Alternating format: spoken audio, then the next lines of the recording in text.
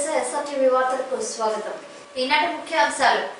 చోడేపల్లి మండలంలో పుంగనూరు ఎమ్మెల్యే పెద్దిరెడ్డి రామచంద్రారెడ్డి సుడిగాలి పర్యటన. చోడేపల్లి మండలంలోని 11 గ్రామాల ప్రజలు అంగరంగ వైభవంగా నిర్వహించుకున్న ఆవుల పబ్బం. గురువారం శ్రీ బోయపడ గంగమ్మ తల్లికి 2వ రోజు కొనసాగిన లక్ష కుంకుమార్చన.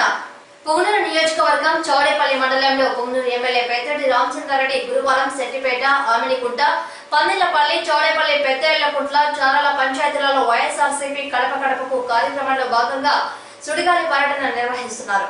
పంచాయతీలలోని చిట్రెడ్డిపల్లి, సెట్టిపేట, తోటకూరపల్లి, ఎరగానిపల్లె, కొత్తిండ్లు, మేకల చిన్నపల్లి, ముదిరెడ్డిపల్లి, తోపిరెడ్డిపల్లి, చుక్కవారపల్లి, బాలసముద్రం, పందిళ్లపల్లె, నడుమూరు, దేవరగుడ్డపల్లి, కొత్తపల్లి, అజ్జప్పపల్లి, ఆమెనిగుంట, బూరగపల్లి, పొదలకుంట్లపల్లి, పంచానివారిపల్లి, బీర్చేపల్లి, ఎరపల్లి, టానా కొత్త ఇండ్లు, పెద్ద ఎల్లకుంట్ల, చిన్న ఎల్లకుంట్ల గ్రామాలలో ఎమ్మెల్యే పర్యటించి ఆయా గ్రామాల సమస్యలను ప్రజలను అడిగి తెలుసుకున్నారు.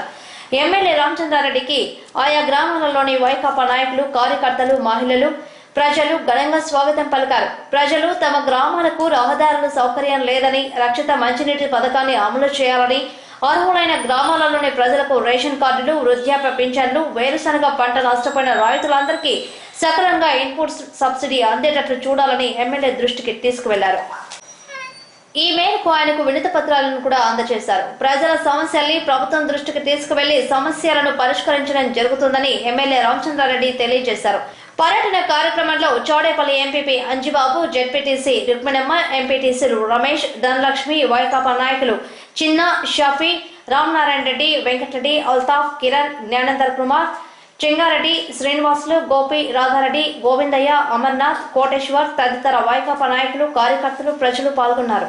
ఈ సందర్భంగా ఎమ్మెల్యే SRTVతో మాట్లాడారు.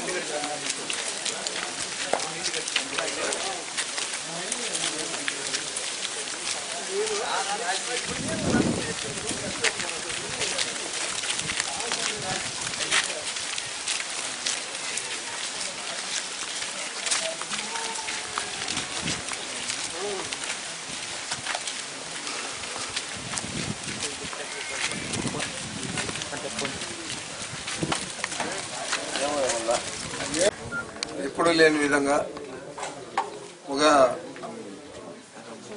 ప్రభుత్వంలో ఉన్న పార్టీ మీద, ప్రభుత్వం మీద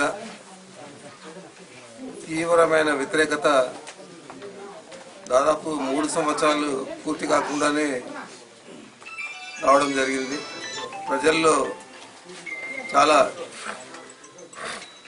తెలుగుదేశం పార్టీ అన్నా, చంద్రబాబు అన్నా కానీ చాలా వ్యతిరేకత ఏర్పడింది. దీనికి కారణం చంద్రబాబు నాయుడు ఎన్నికల సమయంలో ఎన్నికల మేనిఫెస్టోలో దాదాపు 100 పేజీల మేనిఫెస్టోలో 1000 తప్పుడు హామీలన్నీ కూడా చెప్పడం జరిగింది.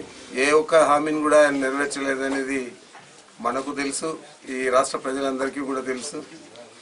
మరి అన్నీ కూడా నీరుగా చేయడం జరిగింది. రుణమాఫీ అంటే ఎప్పుడో చేసేసినాను, ఇంకా మీరు రుణమాఫీ గురించి మాట్లాడతారా? మీది మీడియా సృష్టి అని మీడియా మీదే విరుచుకుపడిన విషయం కూడా గుర్తు చేస్తూ ఉన్నాను. అదేవిధంగా మహిళా సంఘాలకు ఇచ్చిన హామీ రుణమాఫీ, మీ సంఘాలకు ఇచ్చిన రుణాలన్నీ కూడా మాఫీ చేస్తాం, దాదాపు 14,800 కోట్లు అని చెప్పడం జరిగింది. అది కూడా మాఫీ కాలేదు.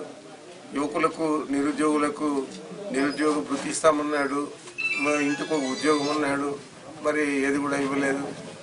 ఇంకా ముఖ్యంగా హౌసింగ్ దీనికి వస్తే చాలా దారుణమైన పరిస్థితి. ఇప్పుడు దాకా 303 సంవత్సరాలు అయితే కూడా ఒక మండలానికి రాజశేఖర రెడ్డి గారు ఇచ్చినన్ని ఇండ్లు ఒక జిల్లాకు మొత్తానికి కూడా ఇవ్వడం లేదు. మరి ఇంత దారుణమైన పరిస్థితి. ఎన్నికలప్పుడేమో ఆయన 2.5 లక్షలతో ప్రతి ఒక్క కుటుంబానికి ఇల్లు లేని ప్రతి పేదవాడికి ఇల్లు ఇస్తా అని చెప్పి ఎన్నికల మేనిఫెస్టోలో చంద్రబాబు నాయుడు పెట్టిన విషయం మీకు గుర్తు చేస్తా ఉన్నాను. మరి ఇంత దారుణమైన ఆయన తప్పులు అసత్యాలన్నీ కూడా చెప్పడం బట్టే ప్రజలందరూ కూడా ఆయన మీద అసహించుకుంటా ఉన్నారు. ఈరోజు పరిస్థితి చూస్తే శాసనసభ్యులు కానీ పార్లమెంటు సభ్యులు కానీ తెలుగుదేశం పార్టీకి సంబంధించిన వారు గ్రామాలలో పోయి ఇప్పుడు మేము గ్రామాలలో వైఎస్ఆర్ కాంగ్రెస్ పార్టీ శాసనసభ్యులు కానీ ఇతర ప్రజాప్రతినిధులు కానీ ఏదైతే గడప గడపకు వైఎస్ఆర్ కాంగ్రెస్ పార్టీ కార్యక్రమాన్ని చేస్తూ ఉన్నాము ఆ విధంగా పోయి తిరిగే పరిస్థితి తెలుగుదేశం పార్టీ శాసనసభ్యులకు కానీ పార్లమెంట్ సభ్యులకు కానీ లేదు. మరి ఇంత వ్యతిరేకత ఉన్నప్పుడు చంద్రబాబు నాయుడు మరి ఎందుకు గాను తాను చేసిన తప్పులను ఒప్పుకొని సరిదిద్దుకోవాలనుకోవడం లేదు, లేదా నేను తప్పు చేయలేదు మరన్నీ కూడా నేను హామీలన్నీ నెరవేర్చేస్తున్నాను, ఇంకా కొత్త హామీలు కూడా నేను హామీ ఇవ్వనేవి కూడా నేను చేస్తూ ఉన్నాను ప్రజల కోసం అని చెప్పి ఆయన మీడియాలో చెప్పిన విషయం మీ అందరికీ కూడా తెలుసు. మరి ఇంత జరుగుతూ ఉన్నా కానీ ప్రజలు ఇంత ఆయన మీద వ్యతిరేకత పెంచుకున్నా కానీ ఆయన ఏమీ తెలియనట్లు ఎంత రోజుకు కలెక్షన్ రావాలో ఆ కలెక్షన్ మేర పనిచేస్తూ ఉన్నాడు. ఈరోజు ఒక ఏది మాట్లాడినా కానీ ఆయన ఎంతసేపు రాజధాని నిర్మాణం అంటున్నాడు. ఆ రాజధాని చుట్టూ దాదాపు 30-40 వేల ఎకరాలు తెలుగుదేశం పార్టీకి సంబంధించిన వారికి కొనుక్కోవడం జరిగింది. మరి ఈ రాజధాని చుట్టూ ఉన్న భూములకు విలువ తెప్పించడం కోసం అక్కడ టెంపరీ రాజధాని అని పర్మనెంట్ రాజధాని అని ప్రభుత్వం దగ్గర డబ్బులు లేకపోయినా కానీ అన్ని కార్యక్రమాలు కూడా చేస్తానని చెప్పి చూపుతా ఉన్నాడు ప్రజలందరికీ కూడా. మరి కేవలం దాని మీద ఆధారపడి ప్రభుత్వ యంత్రాంగాన్ని అంతా కూడా నిర్వీర్యం చేయడం జరిగింది. అసలు ప్రభుత్వం ఉందా లేదా ఈ రాష్ట్రంలో అనే ఆలోచన ప్రతి ఒక్కరికి వస్తుంది ఇక్కడ పరిస్థితులు చూస్తే. మరి ఇంకా కూడా ఆయన రాజధాని నిర్మాణం మీదే కాలయాపన చేస్తూ ఈ 2 సంవత్సరాల్లో కూడా గడుపుతాడని చెప్పి నేను భావిస్తా ఉన్నాను. ఏదేమైనా కానీ ఎప్పుడు ఎన్నికలు వచ్చినా వైఎస్ఆర్ కాంగ్రెస్ పార్టీ విజయ దుందుబి మోగిస్తుంది. అదేవిధంగా జగన్మోహన్ రెడ్డి గారు ముఖ్యమంత్రి అవుతారు. ఈ రాష్ట్రానికి తిరిగి వైఎస్ రాజశేఖర రెడ్డి గారి పాలన తప్పనిసరిగా వస్తుందని చెప్పే ఆశాభావంతో మేమందరూ కూడా ఈ వైఎస్ఆర్ కాంగ్రెస్ పార్టీ చేపట్టిన గడప గడపకు వైఎస్ఆర్ కాంగ్రెస్ పార్టీ కార్యక్రమాన్ని పూర్తి చేస్తున్నాం. చాలా మంది శాసనసభ్యులు ఇప్పటికే పూర్తి చేశారు, కోఆర్డినేటర్లు కానీ నియోజకవర్గ ఇన్ఛార్జీలు కానీ. మరి ఇవన్నీ కూడా 4-5 నెలల్లో పూర్తయితే తర్వాత ఇంకో వినూత్నమైన కార్యక్రమం వైఎస్ఆర్ కాంగ్రెస్ పార్టీ తరఫున జగన్మోహన్ రెడ్డి గారు ఏదైతే చేపట్టబోతా ఉన్నాడో దాని మీద మళ్ళీ దృష్టి సారించి గ్రామాలలో పనిచేస్తామని చెప్పి తెలియజేస్తాం. పునర్ ఉద్యానవన శాఖ కార్యాలయ పరిధిలో 2015 నవంబర్ డిసెంబర్ మాసాలలో తుఫాను కారణంగా కూరగాయల పంటల నష్టపోయిన రైతులకు ఇన్పుట్ సబ్సిడీ ప్రభుత్వం మంజూరు చేసినట్లు ఉద్యానవన శాఖ అధికారి లక్ష్మీ ప్రసన్న ఎస్ఆర్టీవీ ద్వారా ఒక ప్రకటనలో తెలిపారు. చిత్తూరు జిల్లా చోడేపల్లి మండలం దిగోపల్లి పంచాయతీకి చెందిన ప్రముఖ శక్తి క్షేత్రమైన శ్రీ బోయకొండ గంగమ్మ తల్లి ఆలయంలో లక్ష కుంకుమార్చన కార్యక్రమం నిర్వహించారు. ఇందులో 52 జంటలు పాల్గొన్నాయి. రెండో రోజు కూడా అమ్మవారి ఆలయంలో అలంకరణలు, హోమాలు, మూల విరాట్ కు అభిషేకాలు, అలంకరణలతో పాటు లక్ష కుంకుమార్చనలకు ఆలయ అర్చకులు శ్రీకారం చుట్టారు. ప్రతి ఏటా మాఘమాసంలో శక్తి స్వరూపిణి అమ్మవారి లక్ష నామ మంత్రాలతో ఆలయ అర్చకులు కుంకుమార్చనలు పెద్ద ఎత్తున నిర్వహించారు. కుంకుమార్చన కార్యక్రమాలలో పాల్గొన్న ఆంధ్ర, కర్ణాటక, తమిళనాడు భక్తులకు నిత్య సౌభాగ్యాలు, ఆయురారోగ్య, సంపత్తి, శాంతి సుఖాలు కలగాలని అమ్మవారిని వేడుకుంటూ ఉభయదారులకు 5 గ్రాముల అమ్మవారి వెండి ప్రతిమ గల నాణ్యాన్ని, శేష వస్త్రం, కండువ, పసుపు, కుంకుమ, గాజులతో పాటు అమ్మవారి ప్రసాదాలను ఆలయ అర్చకులు ఉభయదారులకు అందజేశారు. వేలాది మంది భక్తులు అమ్మవారిని దర్శించి తీర్థ ప్రసాదాలను సేవించి అమ్మవారి కృపకు పాత్రులయ్యారు.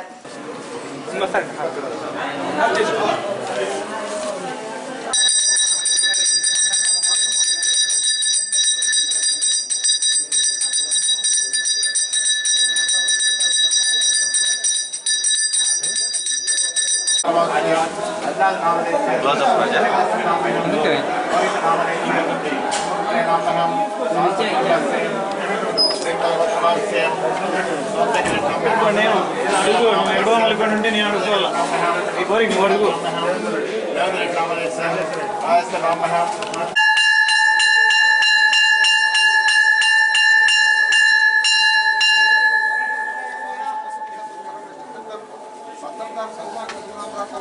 సోమల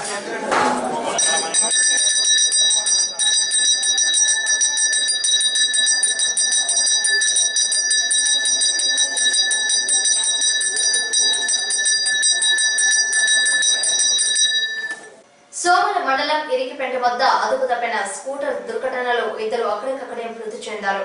17 సంవత్సరాల సాయి జ్యోతి కిరణ్, 36 సంవత్సరాల శ్రీనివాసులు సోమల్ నుండి చౌడేపల్లికి వస్తుండగా ఈ దుర్ఘటన జరిగింది. సాయి జ్యోతి కిరణ్ ఇంటర్ సెకండ్ ఇయర్ చదువుతోంది. శ్రీనివాసులు కార్పెంటర్ గా పనిచేసేవాడు. ఇతనికి భార్య, 2 పిల్లలు కలరు. సోమల పోలీసులు సంఘటన స్థలానికి వెళ్లి కేసును నమోదు చేసి దర్యాప్తు గావిస్తున్నారు. ఇన్ఛార్జ్ ఎస్ఐ హరిప్రసాద్ ఎస్ఆర్టీవీకి తెలిపారు.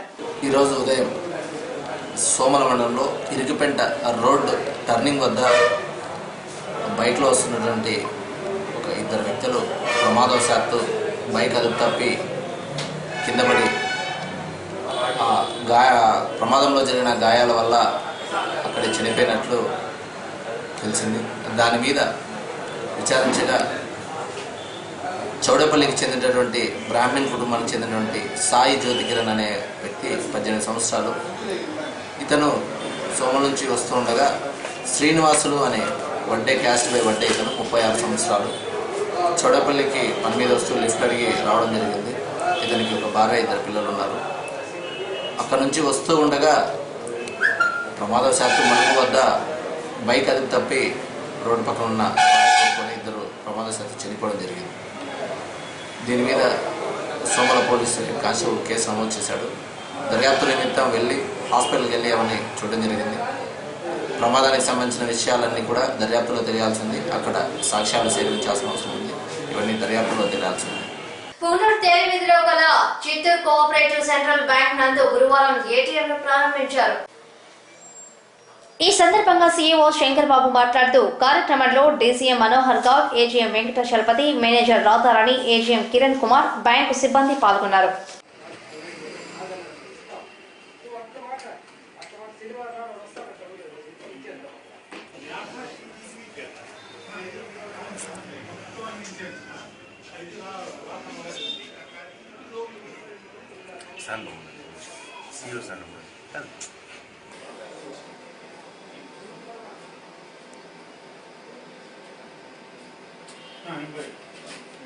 మీ కార్డే పెట్టండి. పాస్వర్డ్ చెప్పు.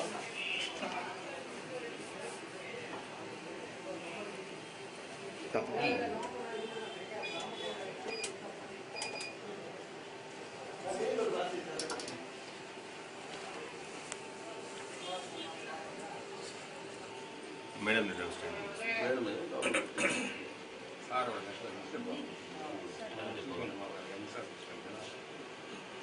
చిత్తూరు జిల్లా సహకార కేంద్ర బ్యాంకులో అన్ని బ్రాంచుల్లో కూడా ఏటీఎం ఇన్స్టాల్ చేయాలని బోర్డ్ ఆఫ్ మేనేజ్మెంట్ డెసిషన్ తీసుకోవడం జరిగింది. దీని మీద ఇప్పటికే మేము హెడ్ ఆఫీస్లో ఒకటి, తిరుపతిలో ఒక ఏటీఎం ఓపెన్ చేసింది. ఇది 3rd ఏటీఎం జిల్లాలో. నెక్స్ట్ రిమైనింగ్ బ్రాంచెస్లో అన్నింటిలో కూడా మార్చి 31 లోపల ఏటీఎం ఓపెన్ చేయాలని ప్లాన్ చేస్తున్నాము. వీటితో పాటు బ్రాంచ్లకు మైక్రో ఏటీఎంస్ కూడా సప్లై చేస్తుంది నాబార్డు అసిస్టెన్స్తో.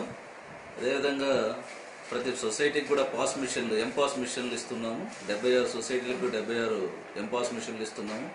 క్యాష్లెస్ ట్రాన్సాక్షన్స్ తగ్గించాలనే ఉద్దేశంతో మేజర్గా ఈ డెసిషన్ తీసుకొని రైతులకు ఇబ్బంది లేకుండా మరింత మెరుగైన సేవలు అందించాలనే ఉద్దేశంతో ఈ క్యాష్లెస్ ట్రాన్సాక్షన్స్ ఇన్స్ట్రుమెంట్స్ మనం ఏటీఎంలు కానీ, మైక్రో ఏటీఎంస్ కానీ, పాస్ మిషన్లు కానీ ఇంట్రడ్యూస్ చేస్తూ, అదేవిధంగా ఏటీఎం కార్డు కూడా ప్రతి రైతుకు debit cards, Kisan credit, RuPay Kisan credit card అంటారు, దీన్ని సప్లై చేయాలని కూడా అనుకుంటున్నాము.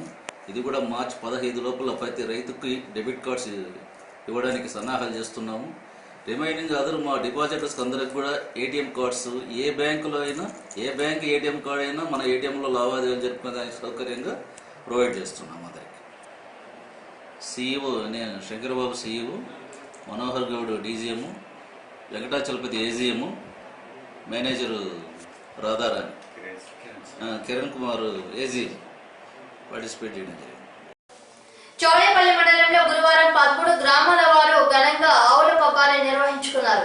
పరికదల పంచాయతీకి చెందిన గడ్డంవారిపల్లి, చౌడిగానిపల్లి, మడుకూరు, కామిరెడ్డిగారిపల్లి, చిన్నకంపల్లి, మల్లెలవారిపల్లి, దొనపల్లి, పేరావాండ్లపల్లి, సింగిరిగుంట పంచాయతీకి చెందిన గ్రామాలలో ఆవుల పబ్బం అంగరంగ వైభవంగా నిర్వహించారు. పశువులను సుందరంగా రంగురంగుల పూలతో అలంకరించి ఆయా గ్రామాలలో ప్రదర్శన నిర్వహించి సాయంత్రం పరికుదన సమీపంలోని నాగప్ప చెరువు చేరుకున్నారు. 13 గ్రామాల ప్రజలు పెద్ద ఎత్తున పశువులు రావడంతో అక్కడ జాతర వాతావరణం నెలకొనింది. భక్తులు ఏర్పాటు చేసిన చాందినీ బండ్లు ప్రత్యేక ఆకర్షణగా నిలిచాయి. నాగలప్ప చెరువు వద్ద పశువుల ప్రదర్శన జరిపి వారి వారి గ్రామాలకు చేరుకుంటారు. ఈ విషయంపై పలువురు వృద్ధులను విచారించగా తమ పూర్వీకుల నుండి సంక్రాంతి పండుగను శివరాత్రి పండుగకు వారం రోజుల ముందు ఆవుల పబ్బం జరపడం ఆనవాయితీగా వచ్చిందని, ఒకసారి సాంప్రదాయానికి విరుద్ధంగా సంక్రాంతి రోజున పండుగ చేయగా పలు అనర్థాలు ఎదురవడంతో పాత పద్ధతినే అవలంబిస్తున్నామని వారు ఎస్ఆర్టీవీకి తెలిపారు.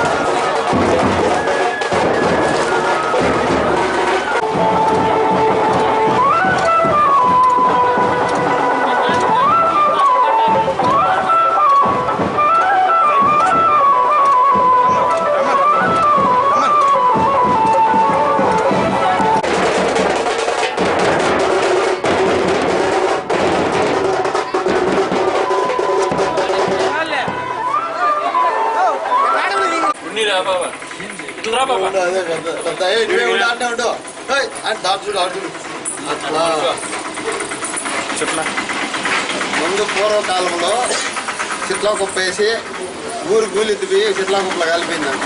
అప్పుడు తగినాయన పోయింటే పెద్దవాళ్ళు పూర్వకాలంలో అప్పుడు కాటం రాజులు ఒకరి మీదకి వెళ్ళికొచ్చి, నేను తూర్పు రాజ్యం నుండి వచ్చిన కాటం రాజుల్ని నాకు ఆవుల పబ్బం జరపండిరా, అక్కడ చెట్టు కింద నిలిచి 12 గ్రామాలందరూ కలిపి నాకు పబ్బం చేయండి అని చెప్పి ఆ పొద్దున్న ప్రకటించినారు పెద్దవాళ్ళ కాలంలో. అప్పటి నుండి సాంప్రదాయకంగా ఆ కాలంలో నుండి అందరూ ఇంటిల్ట అప్పట్లో ప్రభ కట్టి ఆవులకి చెక్కలు కట్టి కుర్చీలు కట్టి పబ్బం బాగా జరుగుతా ఉంది. ఇప్పుడు వచ్చి రిమోట్ కాలంలో ఇప్పుడేందో ఆ సాంప్రదాయకం వదలకుండా బండికి ప్రభ కట్టి పంచలోహాల విగ్రహాన్ని చేసి 25 సంవత్సరాలైంది. అప్పటి నుండి ఆ విగ్రహాన్ని బండిలో పెట్టి అదొక శాంతి బండిగా తిప్పేసి ఒక్కొక్క సంవత్సరం ఒక్కొక్క ఊరు వాళ్ళు 12 ఊర్లుగా ఒక ఊరు ఎవరు దాన్ని చేయగలుగుతారో వాళ్ళు ఎత్తుకొని పోయి చేయగలుగుతారు. ఇది కాటమరాజు అంటే శివరాత్రికి ముందు బేస్తవారం ఏ దినం వచ్చినా ఆ ఫిబ్రవరిలో అదే మా పండగ. శివరాత్రికి ముందు బేస్తవారం ఏది వస్తుందో 12 ఊర్లు కలిపి ఆ రోజుల్లో పండగ చేస్తారు. ఇది కాక గడ్డమార్పల్లిలో ఒక సంవత్సరము ఇది కాదని వాళ్ళు సంక్రాంతి నెలలో జనవరి 15వ తారీఖున చేసి వాళ్ళు అనుభవించినారు. ఏదో జ్వరాలు అవి ఇవి వచ్చి ఊరంతా చాలా నానాకాలం అయిపోయింటే మళ్ళీ పోయి వాళ్ళు అప్పుడు అడిగినారు, ఏమి ఇలా జరిగింది అంటే మీరు ఆ పండగ అట్లా చేయాలి కానీ ఇట్లా చేయకూడదు అని అంటే వాళ్ళు కూడా ఆ సంవత్సరంలో నుండి ఫిబ్రవరి నెలని ఈ పండుగ జరుగుతుంది. 12 ఊర్లు కలిపి ఊరు గడ్డమారపల్లి, చౌడగానపల్లి, మడుకూరు, మారంకిందపల్లి, సామిరెడ్డిపల్లి, కంపల్లి, మల్లోలపల్లి, దిగువమల్లెలపల్లి, వెగమారపల్లి, పరిగిదోన, పేరాపల్లి, నూనెముదలపల్లి, సింగిరిగుంట, మందార్లపల్లి, దొన్నపల్లి. నల్లపరెడ్డి గారి పల్లి లెక్కలో లేదులే, అది ఇప్పుడు పేరు పెట్టినారు అంతేగాని 12 ఊర్ల లెక్కలో అది లేదు. ఈ 12 ఊర్లు ఇప్పుడు అది 13 అయిపోతుంది. 15 గ్రామాలు తరతరాలుగా నుంచి శివరాత్రికి ముందుగా కాటం రాజులు అనేది నిపుణులే ఒకే రోజుగా 15 రావు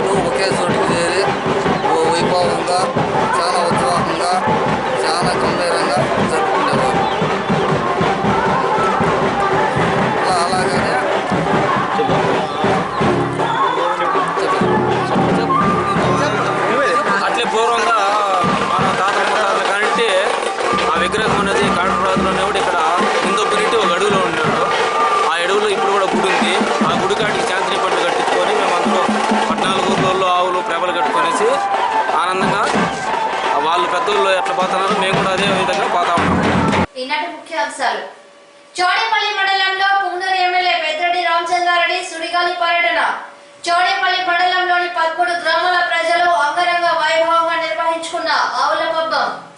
గురువారం శ్రీ బోయకొండ గంగమ్మ తల్లికి 2వ రోజు కొనసాగిన లక్ష కుంకుమార్చన.